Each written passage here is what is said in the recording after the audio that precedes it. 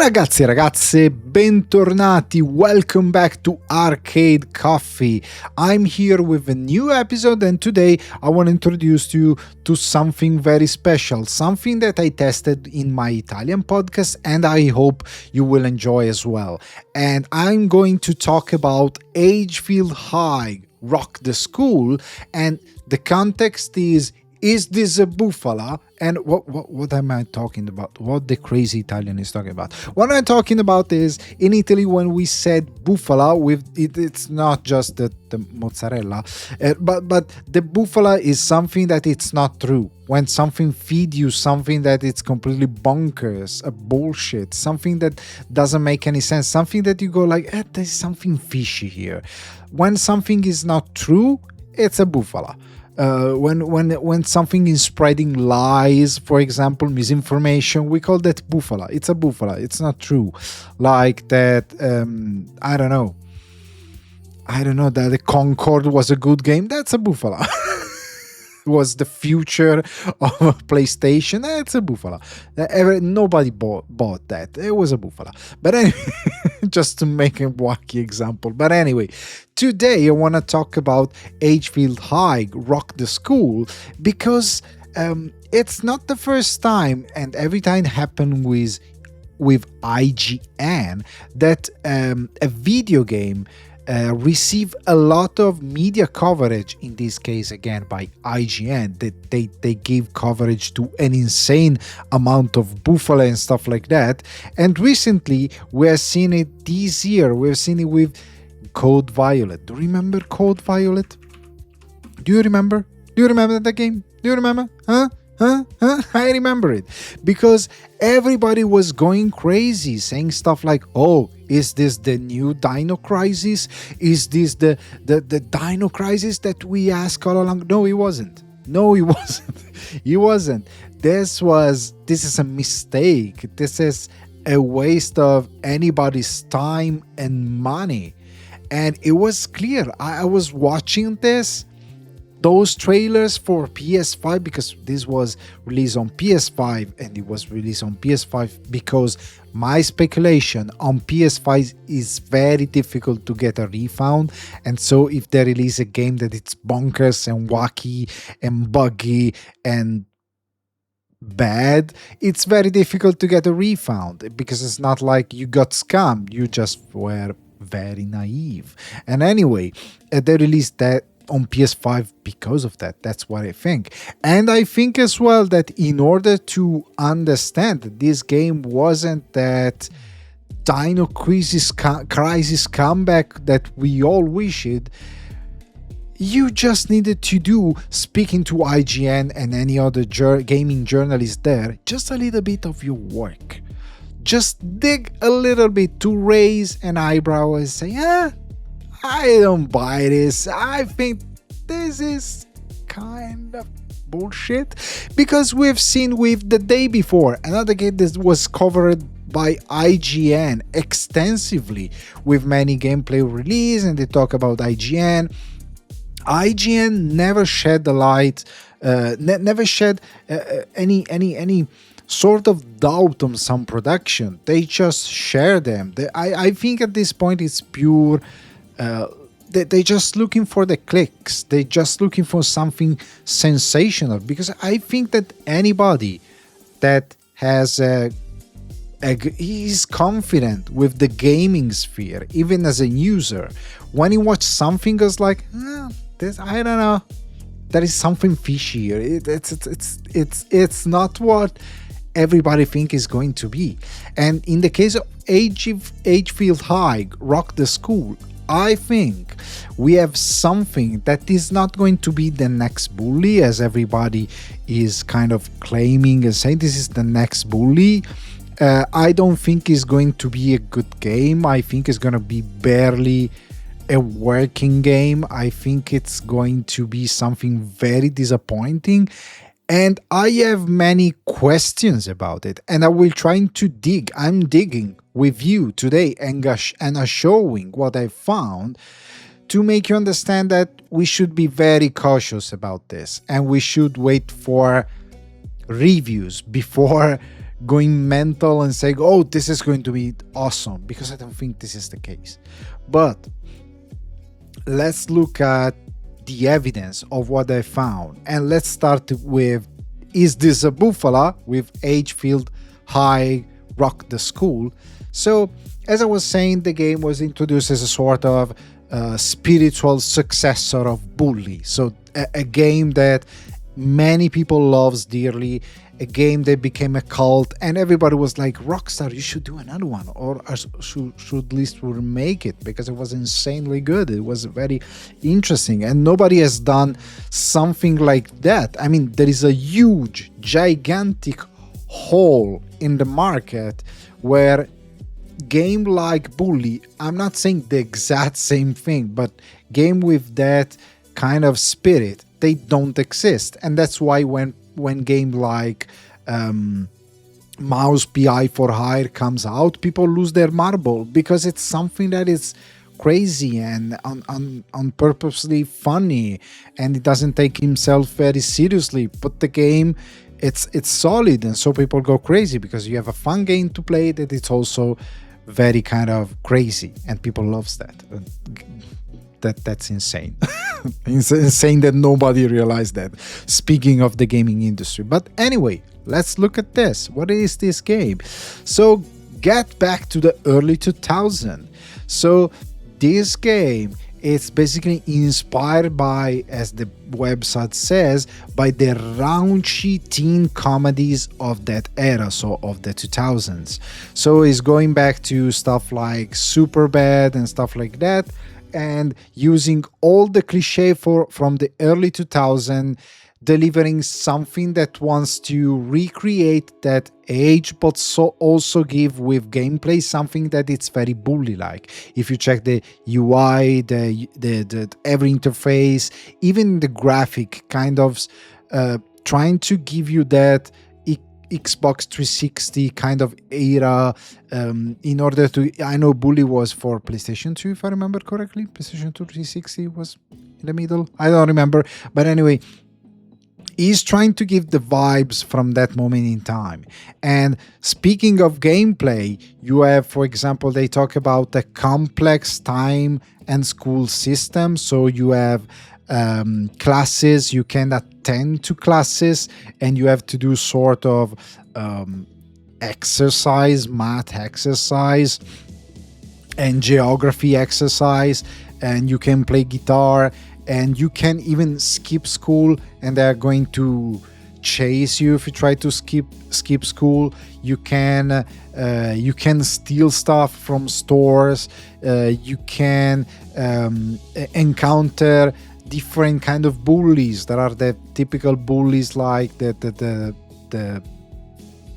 football team with the classic quarterback that is a bully and is an asshole.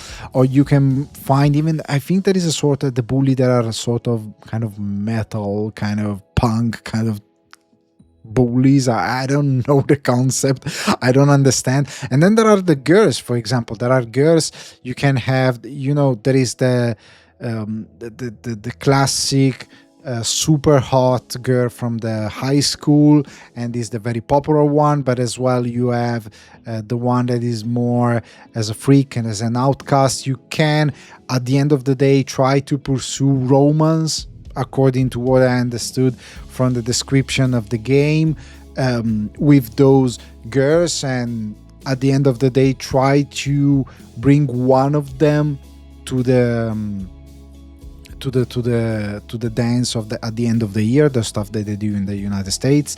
And you have mini jobs that you can do, you have shops, you have 32, they say, you have 32 main mission and 15 mini missions, so the secondary mission, I believe. And as they said, those are designed to capturing the ridiculousness of early 2000 teen comedies.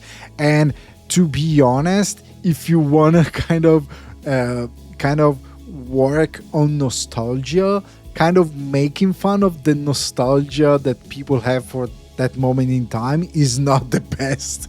I mean, you should kind of indulge into that, not just say, oh, we're recreating something very stupid and silly, and you're stupid and silly for liking it. I mean, the tone is like something like that. It's like, oh, you like the original? You're stupid, and those movies were idiot, made by idiot, and you're an idiot if you like it. That's what it looks like. Maybe it's not what they're trying to do, but I don't know. This is how I read it. I mean, it looks like they're making fun of people that were teenage in the early 2000s. Maybe they loved the OC or stuff like that. And I mean, it's a bad start. You want to introduce the game. But anyway, the city, you can even explore the whole school, the campus, and even some neighborhood around the city, and even the main part of the town. So it looks like it's a GTI-like in a way, but for high school, like Bully. But Bully was, if I remember correctly, the whole game was inside this private college in England. It wasn't like that you could do activity outside the college. It was just inside the college. But anyway, there's a huge presentation. Looks like there are so many things that you can do. But there is a huge but. Who are they? The first question that I ask myself is this: who the hell are those people? Who are they to develop this game that it's very ambitious, to be honest? Because even if the concept is very contained, make a game like this, it's still very ambitious. Even if the open world is contained to the school, the small town, it's pretty ambitious for an indie studio, even with the technologies that we have now. We have seen it with Samsung, how they have to rescope the whole thing, but this is discussion for another day. But anyway, they have a Patreon.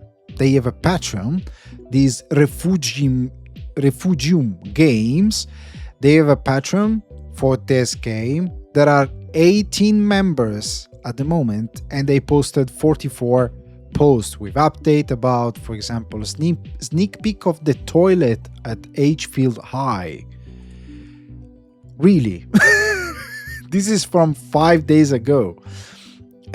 I don't know. Is this... What is this? I mean, it's not a feature that are like, oh, I'm gonna pay money because this feature is so incredible. I don't know. But anyway, they have a Patreon that is not at the moment very successful. If we speak about huge game, even from indie studio that captivated the attention of many people.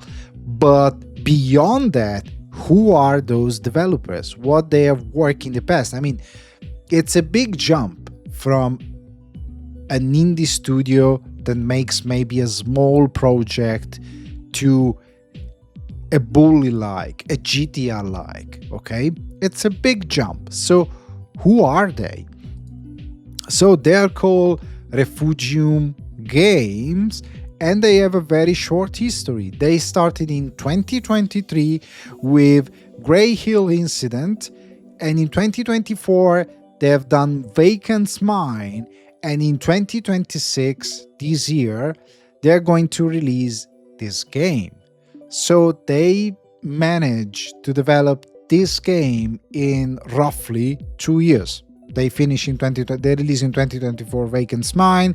Let's suppose they start right away with this project. In a couple of years, they're going to release this game. That it's not impossible, but I think it's not impossible for a big team, for a team with a lot of people, because I've seen projects less ambitious like Eastward or Death Doors with a couple of core member of the team for Acid Nerve for Death Doors, and then a lot of contractor, not 1,000, but I don't know, 10 people probably, if I remember correctly, working for them, and still taking like 5 years to make the game. So for this game to be developed so quickly, there's something wrong.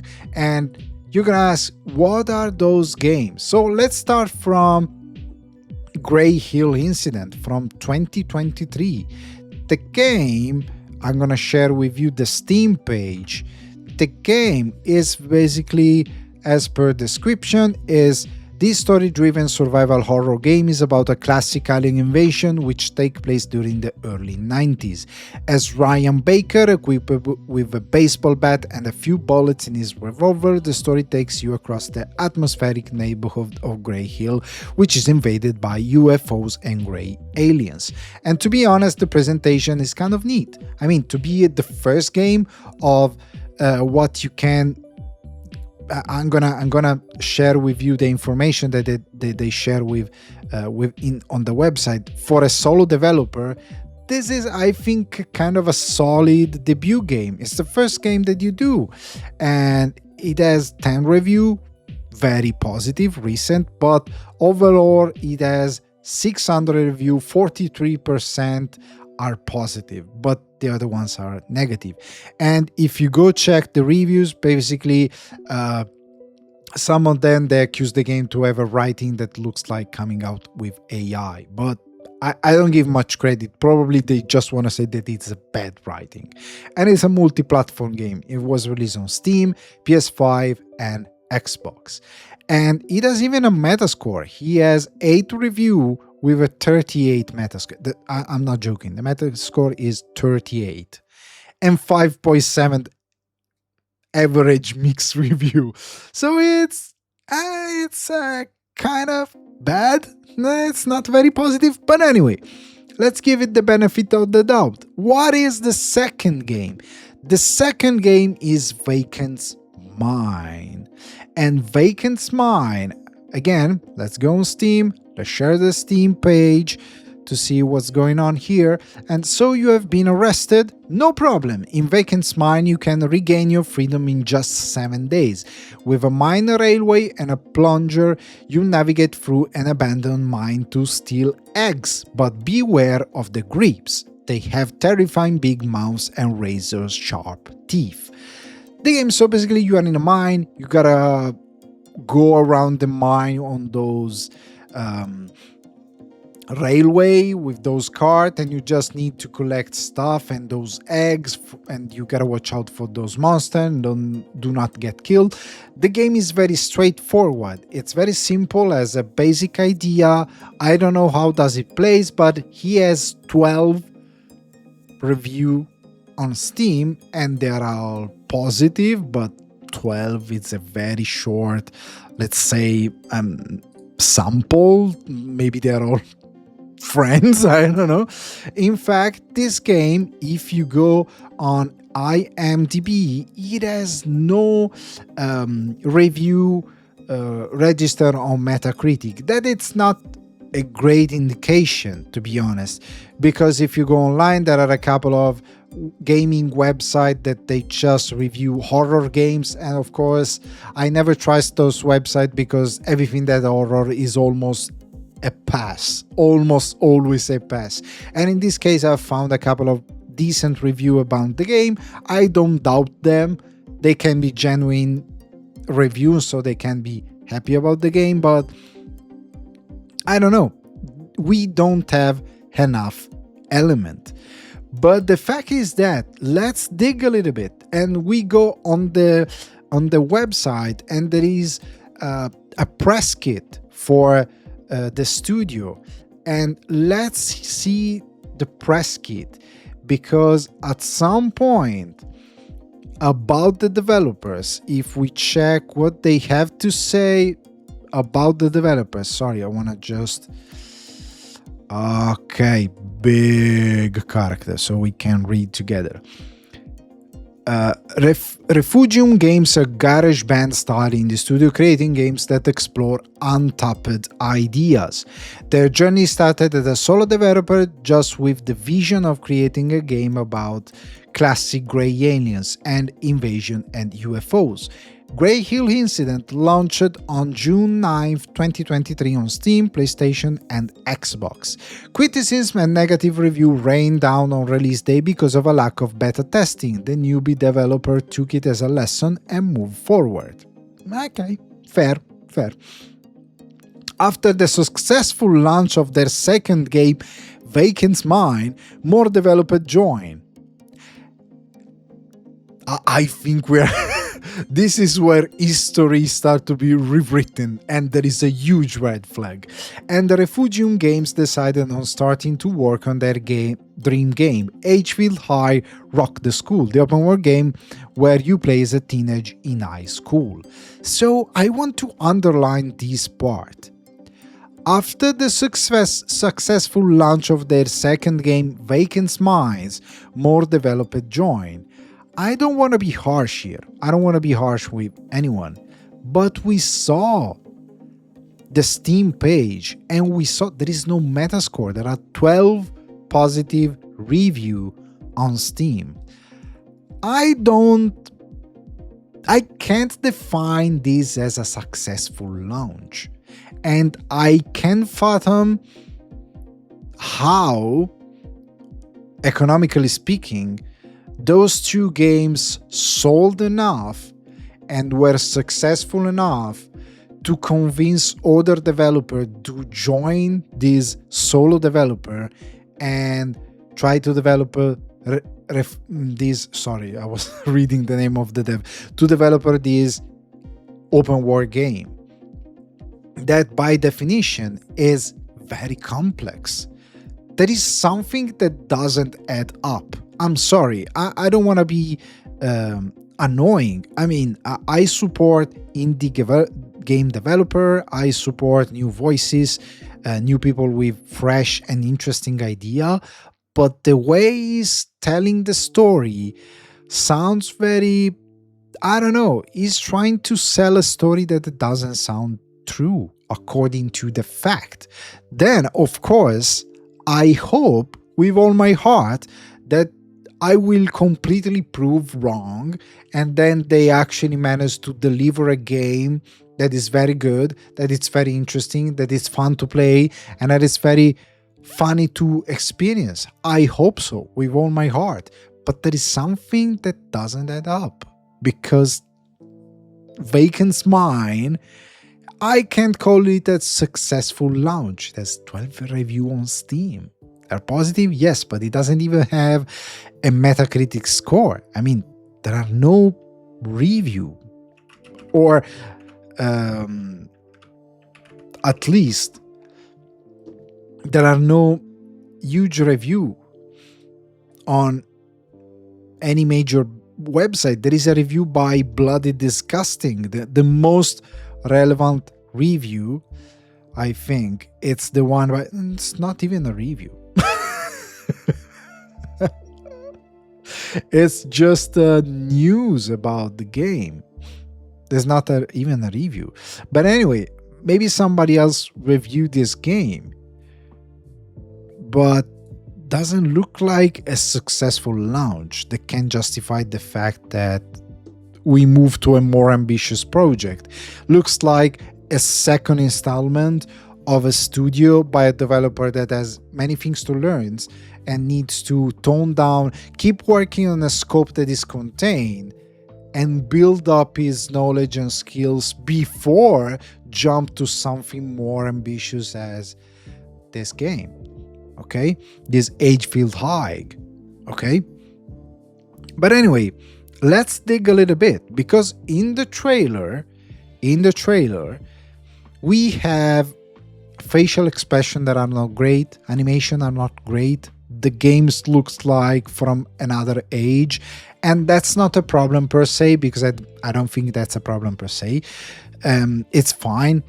It's fine. It's not a AAA production. It's not even a AA production. It's a solo developer who's probably paying some freelancer in order to develop this game, if the story is true, because it has 18 people on Patreon. The previous game were not super successful. Maybe the first game was good enough to give him some good money in order to pay a team for a couple of years. I don't know. I hope so. But anyway, the game is good looking for what we see from the trailers, and funny enough, it has voice actors working on it. But to be honest, I couldn't find the cast of voice actor. The only voice actor I could find is this guy called Anthony VA.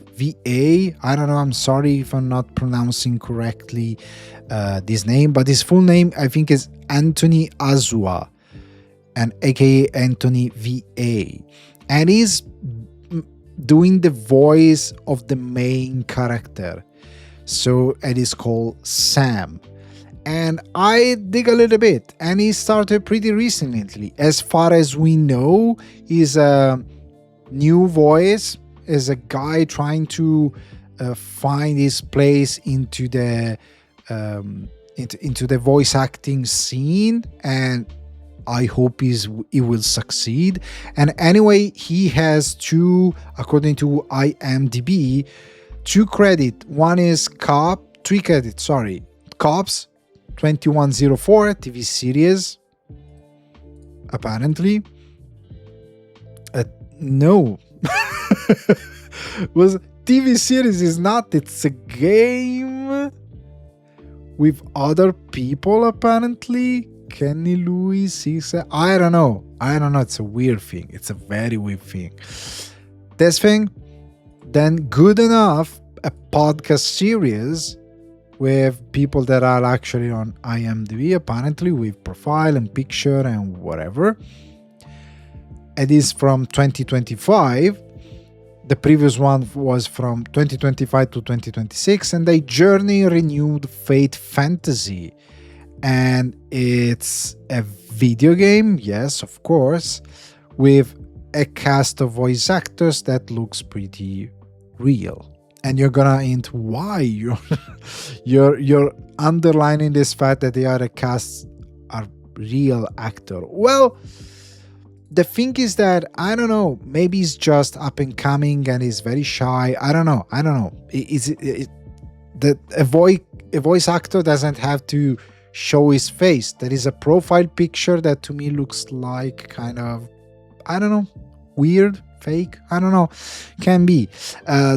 But there is an account Instagram with many picture, like there is a picture of that it looks very fake, done with AI, because it looks very cartoonish. I don't know if it was an actual picture, then in post-production he re-elaborate with a software or wherever.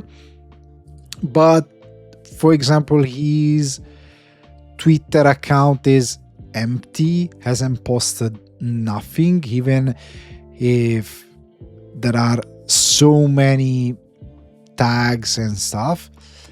And he has a YouTube account where there are pretty much the same things that he has on Instagram or on TikTok. So little bit of audio that he recorded for voice acting. There is a reaction for a bunch of YouTubers casting for, I think they're casting for a game. But anyway, there is nothing much that will lead me to believe that this is a real person. I don't know. Maybe he is. I don't have even the evidence to say he's an AI. To be honest, I don't have the evidence to say that. I'm just weirded out because the game, this Agefield High, Rock the School, it has no credit for IMDb. If I go IMDb, I don't see any other actors involved in the project. I don't see. There are other voice actors. There are other voice actors. If you watch the trailer, there are other voice actors apparently, because there are other characters. But I can't find any record. He's the only one that is trying to advertise the fact that he's the main character in this game. And understandable. You're trying to build a career, so you want to push your name.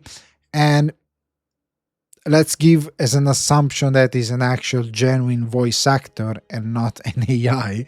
So let's push the fact that he's a genuine actor. I hope all the best. I wish all the best to him. I hope he's gonna succeed. I hope he's gonna improve. I hope he will be praised. Maybe magari, I was talking in Italian, maybe because he's going to do a great job as Sam in this game. I hope he's gonna work out. But my point is that so far, everything of this project, it's pretty shady. It's pretty shady. It's maybe just because it's a very, very, very, very small project. But I don't see many evidence to point in a direction where I can feel confident that this game, when will be released, will be something that will be smooth and will be funny to play. I think that this game, it's most likely very, I don't know, in a way, in the way it's portrayed in the 2000, to me looks like somebody that actually wasn't a teenager in the 2000, and he has just a rough idea or that of that moment in time, and he's trying to fill a niche that at the moment doesn't exist. So for what I'm saying is this: for many years we have this nostalgia about the 80s, and everything about the 80s came out, and that was a niche. Then another niche. Now there is this sort of nostalgia from the 90s. Now mixtape came out. There is a huge discussion about this game, and we are talking about that, the nostalgia about the 90s and stuff like that. And I think since the next big thing is the early 2000s, stuff like the OC and stuff like that came out in that period, and people maybe will start to feel nostalgia because people that were teenager like myself in the early 2000s, or anyway they're getting close to their 40s or stuff like that, and so it's a good moment to milk the nostalgia machine. But anyway, maybe the developers are just trying to find a niche that can explode, and they are going to do this trying to take a shot at two things that are very powerful. The fact that everybody loves Bully, who loves Rockstar generally is a big fan of Bully as well, is a cult classic. It didn't explode as much as GTA, but for people who loves Rockstar, gamers that follow Rockstar everywhere, they loves Bullies. I love Bullies. I haven't played it the whole thing. I gotta be honest, back then I couldn't afford to buy every game, but I was going to a friend of mine and play with him Bullies, and it was a lot of fun. But anyway, it's a cult classic, and many people would like to see something like that to come back, and so he said, I'm going to be that guy. And then he's trying to ride that early 2000 nostalgia, so to bring back stuff like Superbad, those kind of quirky movie, and even American Pie, those kind of stuff. He wants to, the OC, speaking of television, he wants to take that niche, and the plan is not bad. It's kind of smart, but to me it sounds like it's very insincere, because it looks like somebody that he wasn't a teenager in that moment in time, and he's just making up a universe based on vibes that he has taken online. And since I was in my teenager years, kind of in the early 2000s, I know when something looks insincere, because I go like, that's not it. That's like an idea of something else. You know, like when in Futurama that they go to museum and they talk about stuff. Oh, in the 90s they used to do this, and it's completely wrong. It looks like the same. They're trying to recreate in their own way gaps of stuff that were happening back then and make it cool, but they have no clue, and so they start to make up stuff. Or maybe they exaggerate too much, and also what I was saying at the beginning, the way it talks by the early 2000s, it's very like making fun of the early 2000s.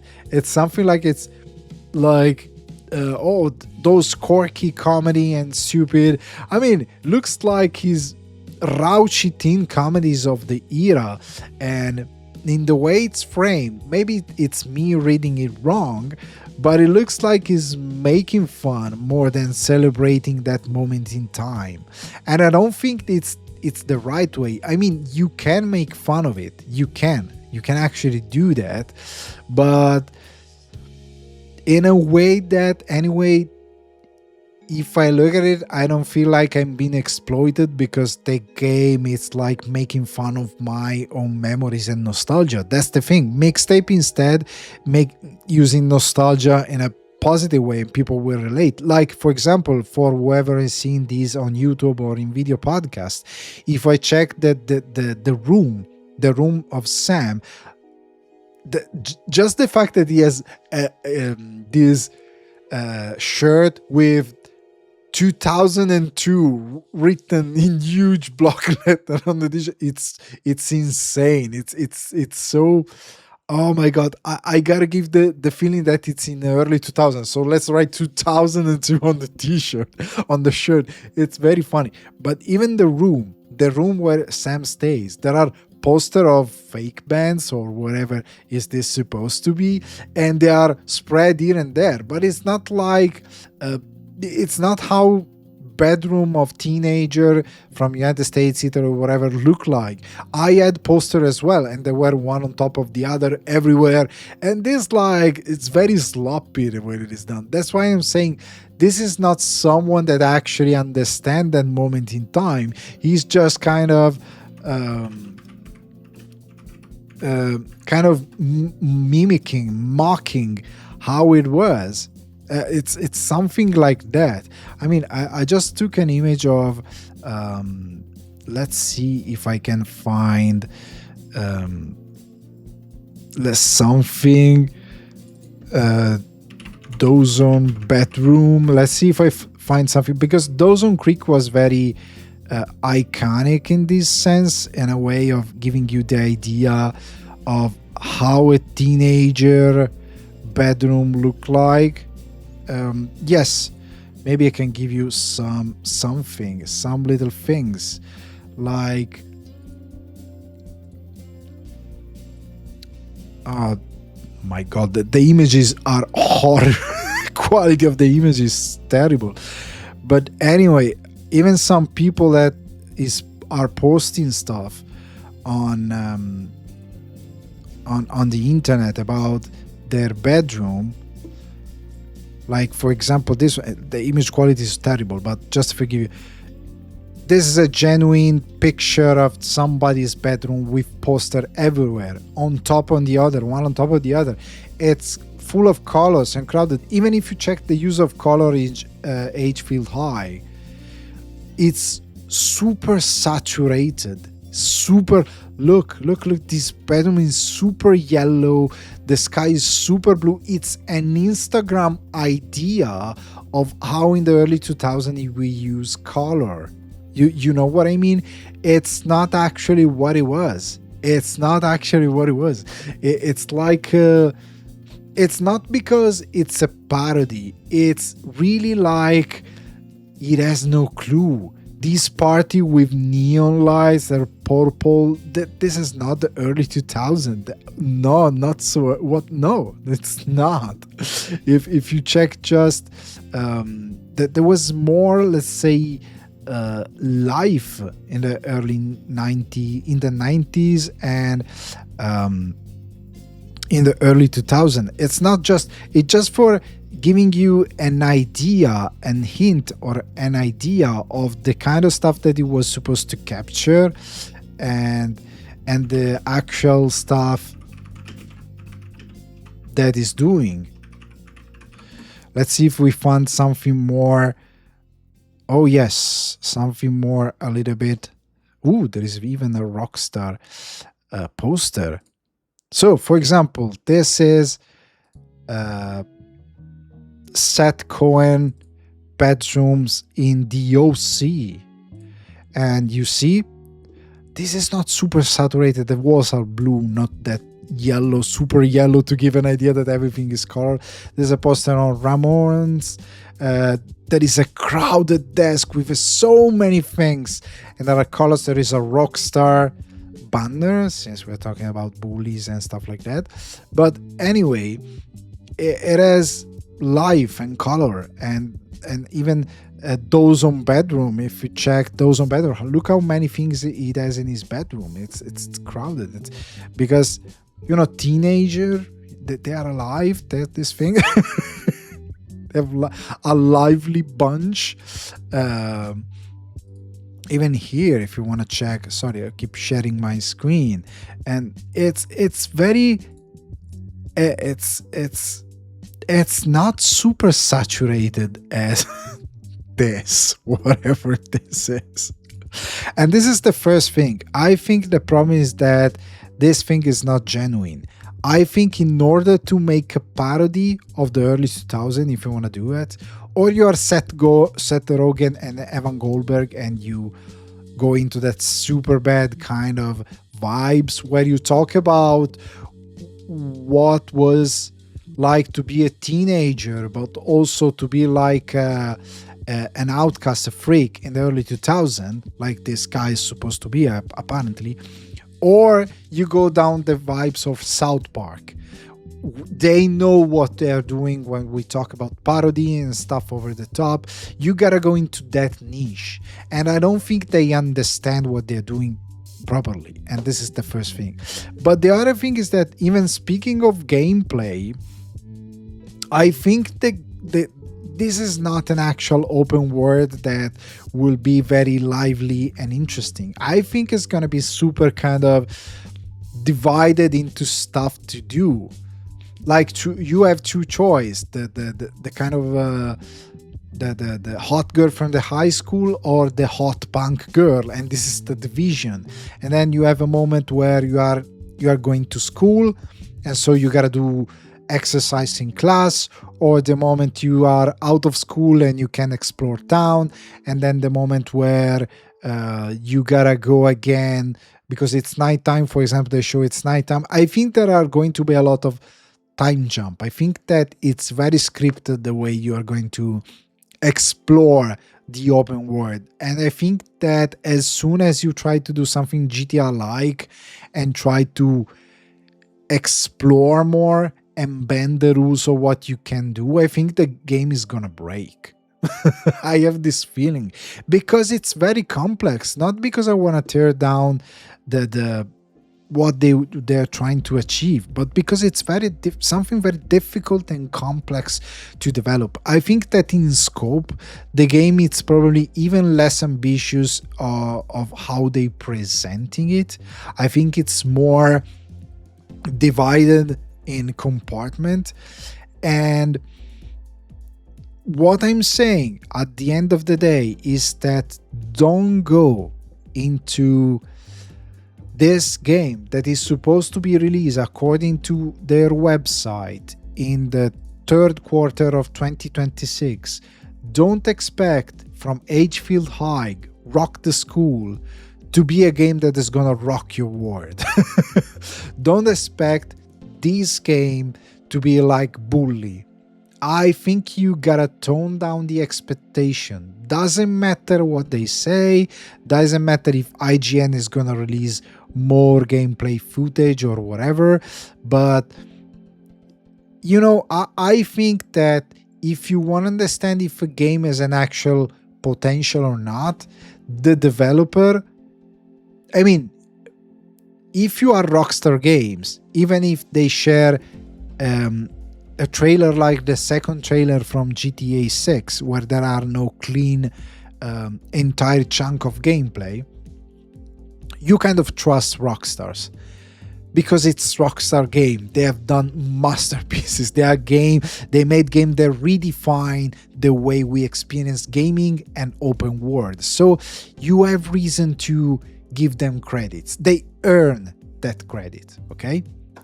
But if you are a new developer, you jump from something like Grey Hill Incident and Vacant's Mine, very small project that were not even that well developed and that were mostly unearned in the case of Vacant's Mine.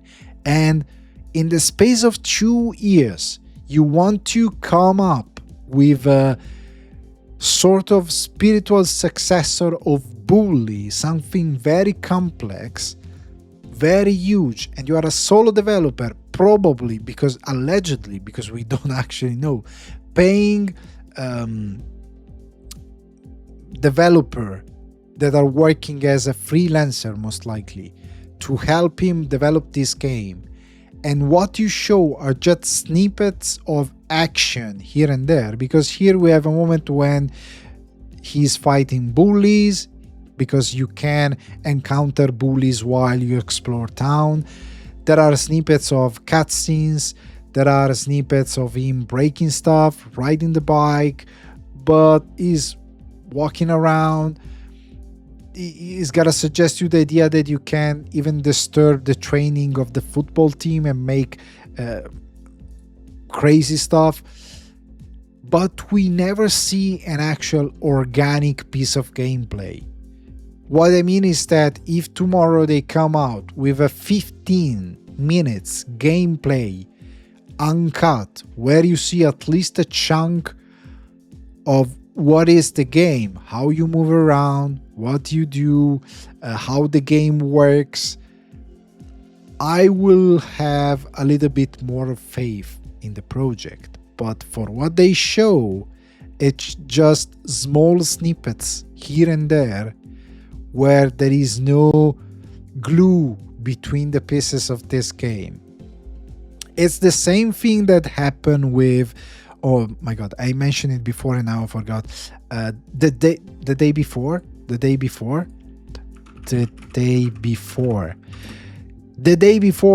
at the beginning, everybody kind of believed the game, because if I show you one of the old trailer, the day before, this is a 4-minute trailer. They were showing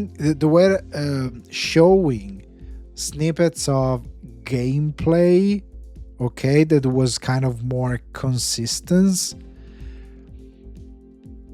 and that's why everybody kind of believed it was real in a way, and that was very elaborate, to be honest.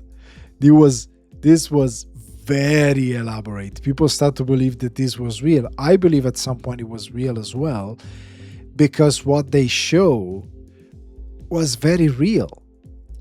But then moving forward, they were keep showing those micro section of the game where you could do those small action, but there was never something like a pure gameplay that was huge and was shown. Mostly when they switch from an engine to another, the game changed completely, and the communication of the game, this is on IGN. The trailer that I'm showing is on IGN. Anyway, it's always IGN. But anyway, at some point they started to jump from snippet to snippet, and there was something wrong in the way that the game was presented. But what I'm saying at the end, before I close, is just don't put all your trust in this game. Just be a little bit skeptical. I'm not saying just trash the game. I'm saying being skeptical. Then, when they release it, if they send review code to any gaming journalist, IGN, or whatever it is, or if they send key code to some influencer or whatever, we will understand if the game actually has something that makes sense. And I hope that the game actually exists and it works. But my skeptical point is that they don't have that much of experience. They developed small games that were kind of buggy and not that brilliant. It's a team of a guy that apparently now is paying other developer, probably freelancer, this is my speculation, to develop this game. But it's a very ambitious game, and we don't have any substantial evidence that will lead us to believe that a studio, a solo developer studio that now is paying freelancer to help him out, that had made small indie, story-driven, simple project that were not that good and brilliant is jumping in a space of 2 years, because I remember that Vacant's Mind was released in 2024. So let's suppose that straight away jump into Agefield High, straight away after re-release Vacant's Mind, in a space of 2 years, because by the third quarter, so probably this summer, around the summer, is going to release this game in a space of, at this point, less than 2 years. He managed to build an open world game bully-like. I don't trust him. I don't think this is real. I mean, I think the game exists, but I don't think it's going to be a good game. That's what it is. And so, to answer the question at the start of this content, is this a bufala? I think this is a bufala. I think this is not going to be anything that deserve a pre-order. Just wait, to be honest, because you work very hard to earn the money that allow you to play video game, and that thing should be respected. And since I respect and they value this as a gamer, I want to do those kind of investigation, because I think people kind of deserve to have a skeptical look for those kind of stuff. They deserve to have a skeptical look always, but in this case, I think it's worth to wait a second and say, I think this can wait. There are so many great game release right now. At the moment, they are releasing so many good games. So let's wait a second. Anyway, I hope you like this episode. Please share, subscribe, follow the podcast, follow the channel if you're watching on the channel. Let me know what do you think about this game in the comments. Let me know if you think there is something fishy out there, and if you want to me to have a look at it. Just let me know. Let me know your thoughts, and see you next time. Bye.